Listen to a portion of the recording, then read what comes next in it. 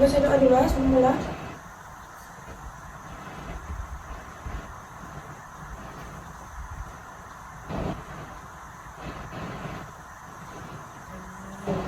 Oke, jadi macam mana hari ini? Semua sehat? Sehat, ada lapar. Kita kasih dulu dari kata. Oke, jadi sebelum kita mulai, saya mau pesan dengan kamu, tolong fokus dengan apa yang sudah kita baca hari ini. Ada yang lain, jangan ada yang pakai sendiri, boleh? Biar bagus. Bagus bersama. Oke, jadi sekarang sebelum kita mulai, kita akan lihat satu video. Jadi saya minta kamu semua fokus, oke?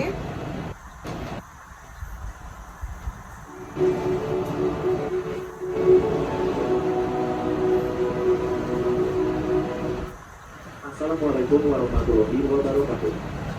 Sebagai seorang muslim, kita diwajibkan untuk mengikuti hukum Allah Subhanahu wa Ta'ala. Kita dituntut untuk menjalani kehidupan yang sesuai dengan syariat Islam, karena kita ingin mencapai kebahagiaan di dunia dan akhirat. Dalam Islam kita kenal ada 4 sumber utama hukum Islam sebagai petunjuk pedoman hidup, yaitu Al-Quran, hadis, hikmah, dan qiyas. Berikut ini penjelasan singkat masing-masing 4 sumber hukum Islam tersebut. Yang pertama, Al-Quran. Al-Quran adalah kitab suci umat Islam yang diwahyukan kepada Nabi Muhammad SAW melalui malaikat Jibril. Al-Quran mewakilkan Allah Subhanahu wa Ta'ala yang berisi petunjuk, ajaran dan aturan yang mengatur kehidupan umat Islam dalam segala aspek, mulai dari ibadah, akhlak, hingga hukum-hukum yang bersifat umum. Al-Quran adalah sumber hukum tertinggi dalam Islam dan menjadi panduan utama bagi umat Islam dalam menjalani kehidupan mereka. Setiap ayat Al-Quran memiliki makna yang mendalam dan tidak boleh diubah atau dikurangi. Yang kedua, hadis. Hadis merupakan sumber hukum kedua setelah Al-Quran. Hadis adalah segala sesuatu yang dinukulkan dari Nabi Muhammad SAW, baik berupa perkataan atau sabda, perbuatan, maupun persetujuan yang diam atau tahlil. Hadis berfungsi untuk membantu memahami, menjelaskan dan menafsirkan Al-Quran, serta menjadi contoh bagaimana Nabi Muhammad SAW menerapkan ajaran Allah Subhanahu wa Ta'ala dalam kehidupan sehari-hari. Hadis dikategorikan berdasarkan tingkat kesahihannya, seperti sahih, hasan, dan dhaif. Yang ketiga, ijma'. Ijma' menjadi sumber hukum Islam ketiga setelah Al-Quran dan hadis. Ijma' adalah kesepakatan yang disetujui secara bersama oleh para ulama terkait dengan suatu masalah hukum tertentu. Ijma' terjadi ketika para ulama atau cendekiawan Islam yang pertemukan setuju pada suatu pendapat tertentu tentang hukum Islam. Ijma' dianggap sebagai sumber hukum yang penting dalam Islam karena mencerminkan kesepakatan umat Islam secara kolektif. Yang keempat, qiyas. Qiyas menjadi sumber hukum Islam keempat setelah Al-Quran, hadis, dan ijma'. Qiyas adalah salah satu sumber yang bisa digunakan dalam menyelesaikan masalah di dalam agama Islam. Qiyas hanya digunakan ketika tidak ada dalil yang jelas di dalam Al-Quran dan hadis.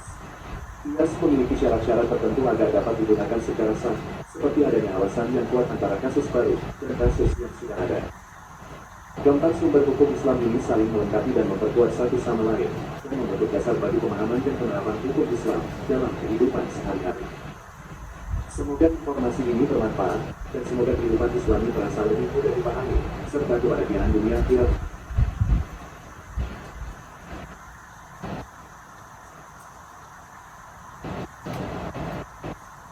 Oke, baiklah.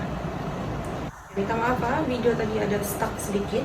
Oke, ini tadi video berkaitan tentang sumber hukum utama bagi umat Islam. Nah, soalnya di sini, apakah 4 sumber utama tersebut? Nah, Aisyah, jawab Aisyah. Oke, betul. Oke, yang pertama kita ada, sebentar, sudah besarkan dahulu supaya kamu semua nampak.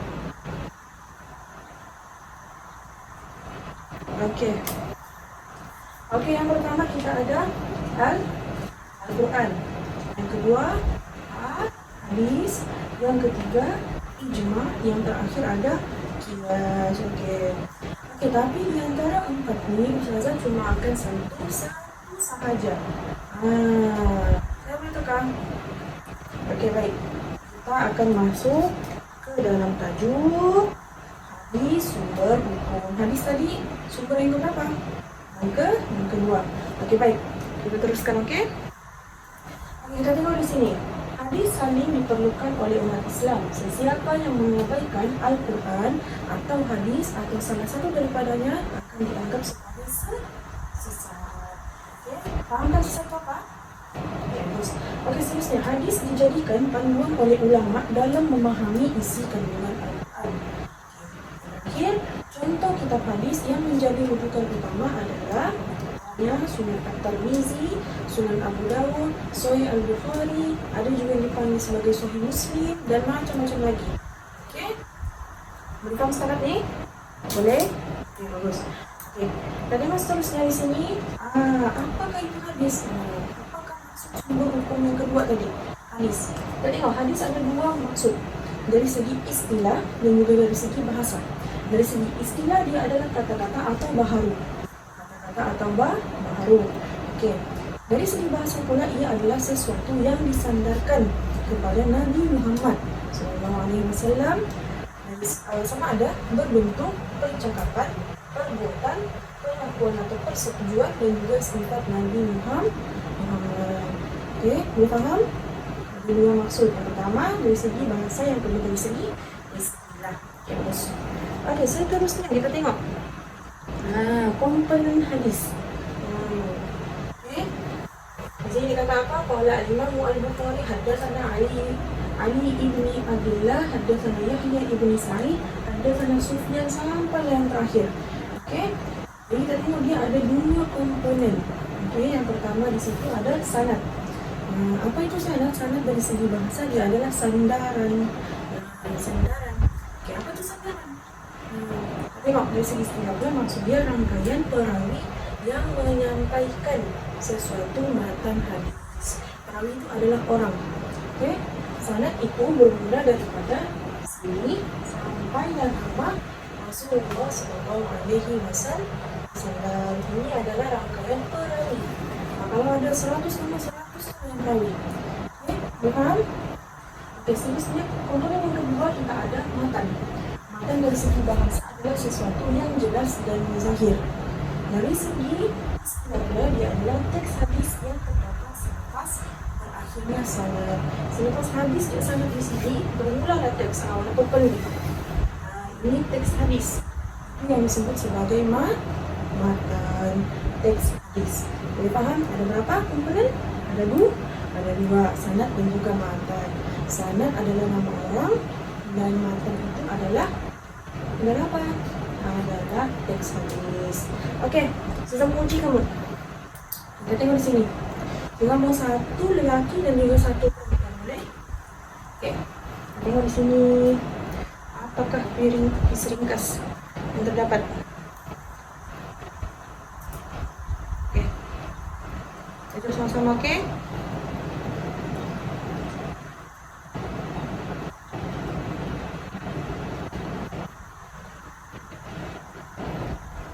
Daripada Abu Hurairah radhiyallahu anhu, sesungguhnya Rasulullah sallallahu alaihi wasallam bersabda. Daripada Abu Hurairah radhiyallahu anhu, sesungguhnya Rasulullah sallallahu alaihi wasallam bersabda. Berikut adalah apa? Matan, sanad, qiyas ataupun ijma'. Dafi jawab. Okey, kamu jawab dia adalah sanad. Kita tengok betul ke tidak? Betul. Laki tepuk tangan semua.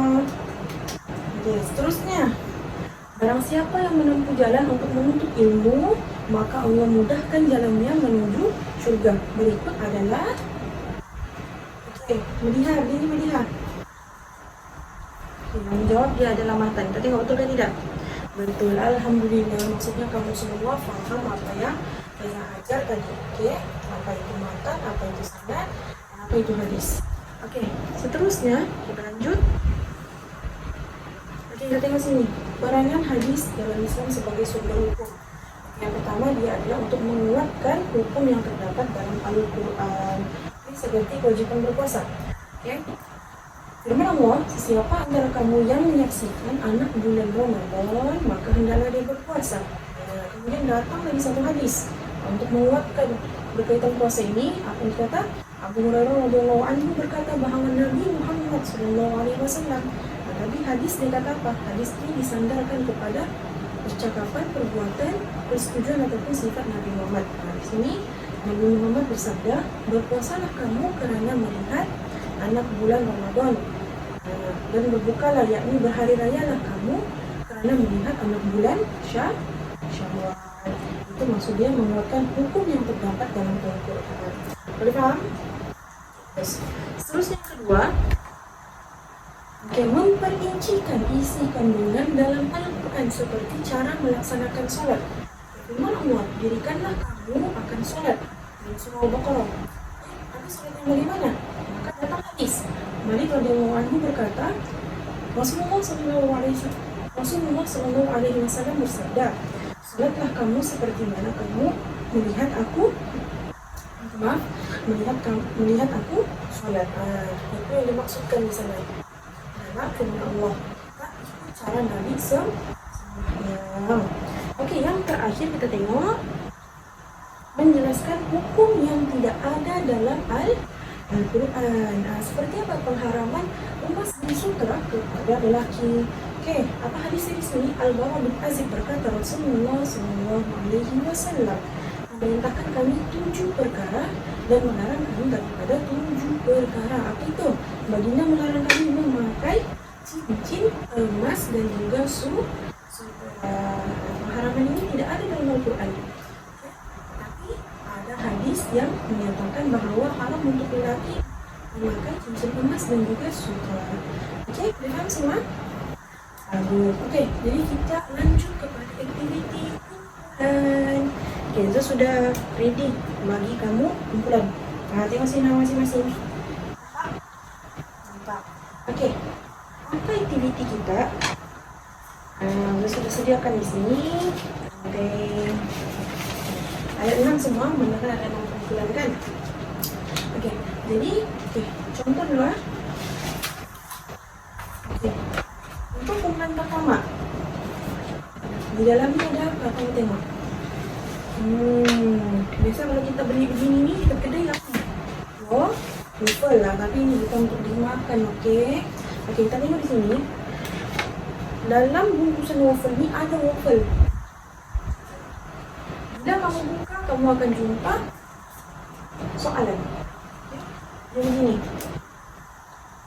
Okey, macam ni. Soalan 1, soalan 2, soalan 3 dan juga soalan 4. Kamu kena jawab mengikut kumpulan kamu masing-masing, bekerja sama dalam menjawab. Jangan ada yang tidak buat kerja. Okey? Jadi sebelum itu saya minta dulu kamu hantar wakil kumpulan untuk ambil.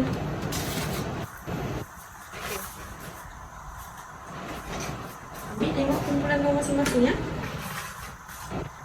Jadi Ustazah akan minta 2 kumpulan sahaja, memandangkan masa kita berbaki sedikit lagi. Jadi Ustazah akan minta 2 kumpulan sahaja untuk berikan jawapan. Kita cek sama-sama, boleh? Kan? Okey. Okey, baiklah. Kita tengok sini kumpulan yang pertama. Okey, kumpulan pertama. Apa soalan yang pertama di sini? Apakah maksud hadis dari segi bahasa? Siapa kumpulan pertama? Okey, Kaisara. Kamu yang jawab, Kaisara? Bukan? Semua? Okey, bagus. Okey, dia tulis sini hadis dari segi bahasa adalah kata-kata atau baharu. Semua jawab yang sama? Bagus, okey. Kemudian dari segi istilah. Okey, bagus semua. Dari segi istilah, hadis adalah sandaran kepada Nabi Muhammad. Dari segi apa? Ada dari segi percakapan, perbuatan, persetujuan atau sifat. Bagus. Okay, sekarang kumpulan berapa kita ambil? Okey, kumpulan 3 lah, kumpulan 3. Okey. Kumpulan 3, soalan kedua. Dia jawab di sini, berapakah komponen hadis? Senaraikan. Berapa? Ada 2. Semua ada 2. Ada yang 3? Tidak ada. Bagus. Okey, senaraikan komponen hadis. Yang pertama apa? Sanad. Yang kedua matan. Semua betul? Bagus, alhamdulillah. Okey, jadi kita tengok soalan yang ketiga. Masing-masing dengan kumpulan yang ketiga. Soalan ketiga, tentukan matan dan sanad hadis. Nombor 1. Daripada Ibnu Abbas radhiyallahu anhu bahwa Nabi Muhammad sallallahu alaihi wasallam bersabda. Nomor dua kenikmatan yang sering dilupakan oleh kebanyakan manusia adalah kesehatan dan masa lapar. Dan nomor satu, sanad atau matan? Sanad. Nomor dua, matan. Oke, bagus. Oke, soalan yang terakhir. Apakah peranan hadis sebagai sumber hukum? Nah, kita tengok sini jawaban kumpulan berapa? Kumpulan satu lagi dah balik. Oke. Kumpulan satu. Tanggungjawab yang pertama untuk menguatkan hukum yang terdapat dalam Al-Quran. Betul. Kemudian yang kedua mencirikan. Betulkah? Mendetailkan. Betul. Oke. Kemudian yang ketiga apa? Yang ketiga untuk kita tengok tadi apa yang ketiga sini. Menjelaskan hukum yang ada dalam Al-Quran. Jadi semua betul kan ni? Betul, alhamdulillah. Bagus. Nanti Ustaz belanja kamu waffle lah. Okey. Kita tengok di sini. Rumusan. Jadi kita sudah belajar apa itu hadis dari segi bahasa dan juga dari segi istilah. Yang kedua kita belajar apa maksud sanad dan matan. Sama juga dari segi bahasa dan juga dari segi istilah. Yang terakhir kita belajar 3 peranan hadis sebagai sumber hukum. Hadis adalah sumber hukum yang keberapa? Jadi saya harap kamu tidak lupa salah coba. Yang pertama dia ada Al-Quran, yang kedua hadis, yang kedua yang terakhir kias. Semua selamat belajar hari ini. Halo, alhamdulillah. Syukur sangat kamu semangat. Jadi itu sahaja dari Ustazah. Saya minta maaf sepanjang Ustazah mengajar tadi ada kesilapan atau ada yang tidak senang di telinga kamu. Mana tahukan, tak tahu. Okey, jadi itu sahaja dari Ustazah. Assalamualaikum warahmatullahi wabarakatuh.